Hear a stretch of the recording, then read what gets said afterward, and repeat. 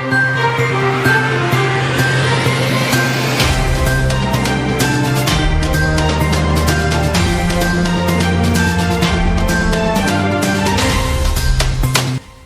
is a pleasure to have you once again for the news on DBS TV. Let's go right away and get the latest happenings around the world. Ahead of Cameroon's first regional elections to hold on December 6, 2020, campaigns kick-started all over the national territory on Saturday, November 21, 2020. Municipal councillors, as well as first and second-class traditional chiefs, are legitimate voters in the election. Despite the boycott of the election by the Social Democratic Front (SDF), other opposition political parties are in competition with the ruling Cameroon People Democratic Movement (CPDM). In the English-speaking regions of the Northwest and Southwest regions, insecurity remains the major challenge for all political parties, including the ruling CPDM. Former Prime Minister Philemon Yang, during the campaign launch in Bamenda, stipulated that the 6th of December 2020 will complete the process of decentralization in Cameroon, and the Northwest region will be granted alongside a special status. We need to convince every elector that it's time to vote to bring in decentralization and the very special status for the Northwest region. In the West region also, election campaigns have been launched in the Noon division for the UDC party of Mayor Patricia Ndamjoya. During the launching campaign, she emphasized on the role and importance of municipal councillors for the people in the election process. Municipal councillors are involved because it will be them who will go in the village, in the quarters, to take all the points, all the problems.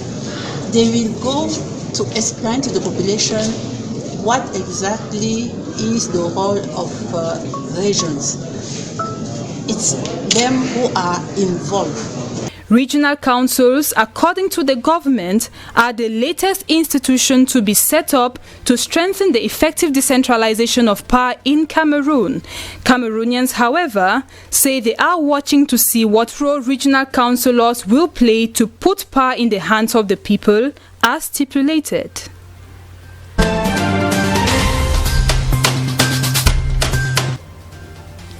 Following the growing and persistent insecurity in Cameroon and Douala particularly, the littoral governor Samuel Dieudonné Ivahadiboua has banned the carrying of bags and other parcels in restaurants, bars and other drinking spots in the littoral region.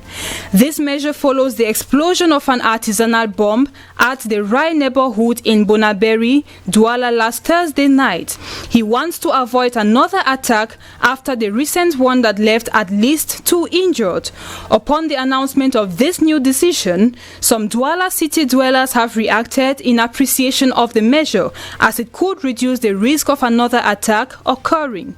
Others question the efficacy and applicability of the measure, as it makes daily life routines difficult for some workers.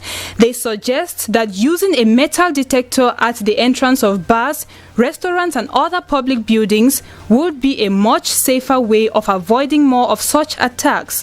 Whatever the case, the ban already took effect as from the 20th of November 2020. The governor thus invites the populations to be extremely vigilant and to report to administrative authorities and law enforcement agencies the presence of any suspicious or abandoned package. Recall that this same measure has already been applied in the Mfumdi Division, Center Region, following a series of similar bomb explosions in drinking spots in Yaoundé.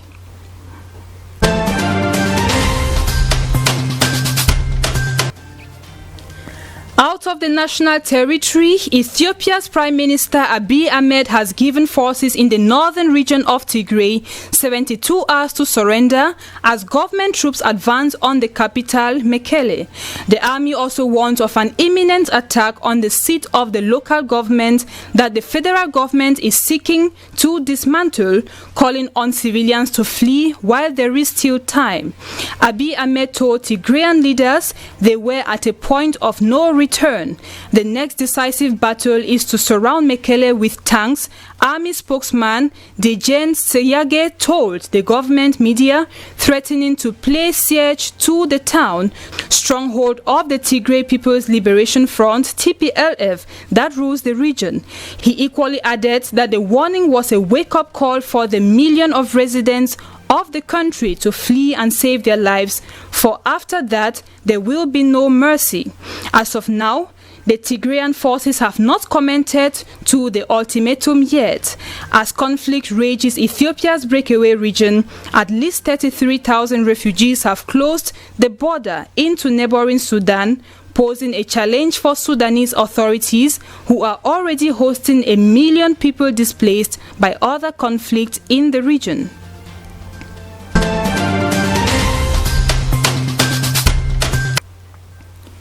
Presidential and parliamentary elections in Burkina Faso. Polls have been closed. Voting passed peacefully, but some polling stations in eastern areas affected by a jihadist conflict had to close early due to security threats. In those areas, brutal attacks have forced more than 1 million civilians to run from their homes in the past 2 years. President Roch Kabore is seeking a second 5-year term, with 12 opposition candidates challenging him. Kabore is expected to come first, but the opposition hopes to split the vote, depriving him of the 51% support needed for an outright victory in Sunday's first round. It then plans to form a coalition behind the strongest opposition candidate for the second round of voting. Campaigning was halted for 48 hours last week following a deadly ambush on soldiers in the north of the country.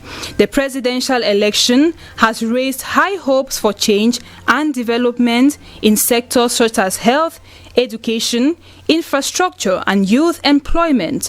Provisional results of the first round are expected by midweek, with analysts suspecting a tight race leading to a second round of votes, with the date still to be made known.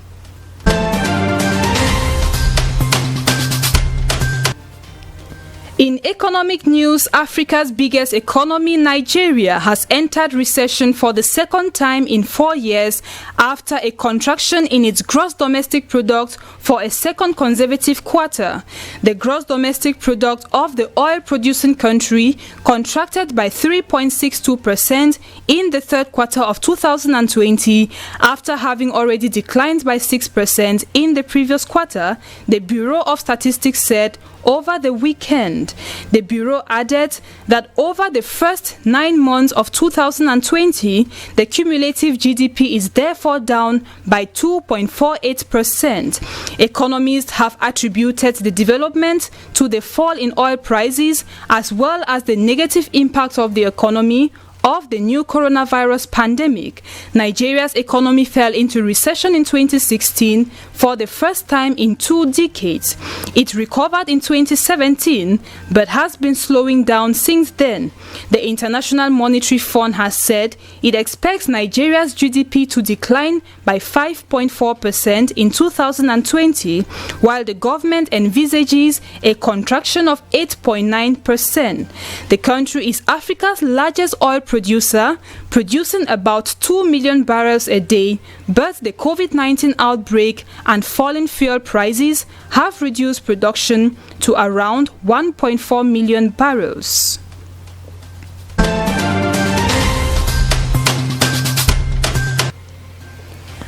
Al-Qaeda in the Islamic Maghreb has chosen a new leader to replace Abdelmalek Dukdel, who was killed in June by French forces. Algerian Abu Obaidu Yusuf Al-Anabi, head of the Council of Dignitaries, was named as Dukdel's successor, sources said. According to the Counter-Terrorism Project, the latter has been on the American International Terrorist Blacklist since September 2015. He has regularly appeared in the group's propaganda videos and in 2013 famously demanded that Muslims retaliate against France's intervention in Mali. Al-Qaeda in the Islamic Maghreb emerged from a group that started in the late 1990s by radical Algerian Islamists who in 2007 pledged allegiance to Osama bin Laden's Al-Qaeda network. The group has claimed responsibility for numerous attacks on troops and civilians across the Sahel region, including a 2016 attack on an upmarket hotel and restaurant in Burkina Faso that killed 30 people, mainly Westerners. France has more than 5,000 troops deployed in its anti-jihadist Barkhane force in the Sahel.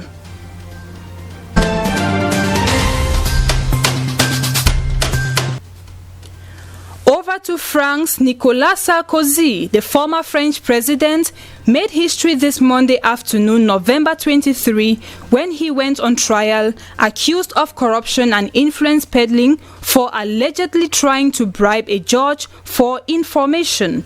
Though he is not the first modern French head of state in the dock, his predecessor and political mentor Jacques Chirac was convicted of embezzlement. Sarkozy is the first to face corruption charges. He fought furiously for 6 years to have the case thrown out, denouncing a scandal that will go down in history. His appearance in court was expectedly brief. One of his co-defendants claims, citing the coronavirus makes it too risky for him to appear, and asked judges to postpone the hearing again. Sarkozy, 65, who has repeatedly denied the accusations, told French television he was ready for the courtroom battle. Prosecutors say Sarkozy promised the judge a plush job in Monaco in exchange for inside information on an inquiry into claims that Sarkozy accepted illicit payments from L'Oréal heiress Liliane Bettencourt for his 2007 presidential campaign.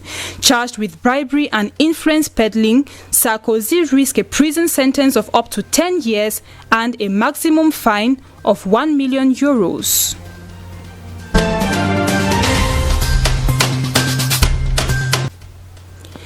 As the G20 annual meeting came to a close on Sunday, its leaders have reaffirmed their commitment in providing equitable access to COVID-19 therapeutics and vaccines for all. The coronavirus pandemic took center stage in the talks. Leaders attended virtually for safety measures, though the event was officially hosted by Saudi Arabia. The COVID-19 pandemic had an unprecedented impact in terms of lives lost, livelihoods, and economies affected, said a joint statement released at the end of the two-day event. EU Commission President Ursula von der Leyen said she was glad that the G20 leaders agreed to make COVID-19 vaccines available and affordable for all, but stressed that more funding was needed, as she called on G20 leaders to pledge $4.5 billion for the ACT accelerator by the end of the year. President Charles Michel of the EU Council warns that this pandemic may not be the last, as he called for an international treaty on pandemics to help improve the global community's response, adding, however, that the WHO remains the cornerstone of the global coordination against health emergencies. German Chancellor Angela Merkel, however, said on Sunday that she was worried about the slow pace of the discussions aiming to provide a COVID-19 vaccine to the poorest nations.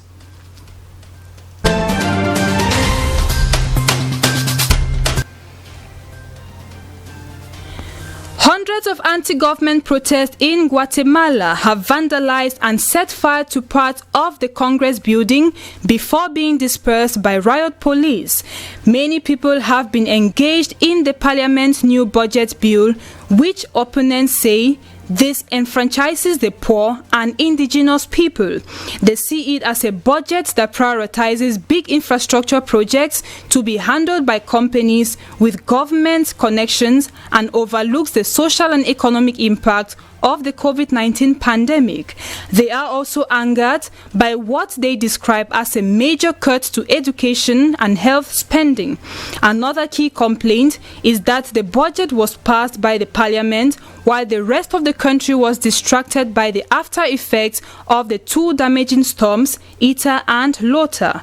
Protesters are now pressing for President Alejandro Giammattei to resign.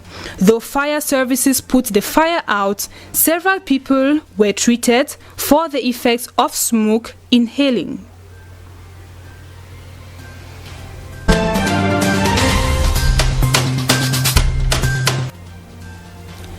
It is exactly 15 years since Angela Merkel, aged 66, was first sworn in as German Chancellor. She has been in power for so long, earning the nickname of Germany's Eternal Chancellor, with her popularity and public trust gaining new heights as her remaining time in office counts down. She has said she will step down as Chancellor when her current mandate runs out in 2021, with plans to leave politics altogether.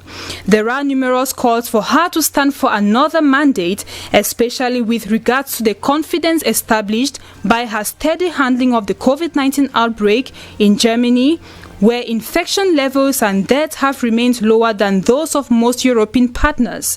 A majority of Germans say they trust her hammer and down strategy of tighter and looser restrictions based on rising or falling infection levels, a decision that she has called amongst the most difficult decisions of her time in office. She as well holds the reputation of being looked up to as a leader of the free world by big men of global politics like Donald Trump and Vladimir Putin. Amongst her challenges have been phasing out nuclear power after the 2011 Fukushima disaster, Merkel's bold 2015 move to keep German borders open to more than 1 million asylum seekers, added to determine her legacy, as many said Merkel showed the world the friendly face of human nationality in so doing. As Angela Merkel finishes her fourth and last term, she will hold the record of Germany's longest-serving post-war leader. That was the first edition of the news for this week. Thank you for watching, and don't go away. Stay with us on DBS TV. Good night.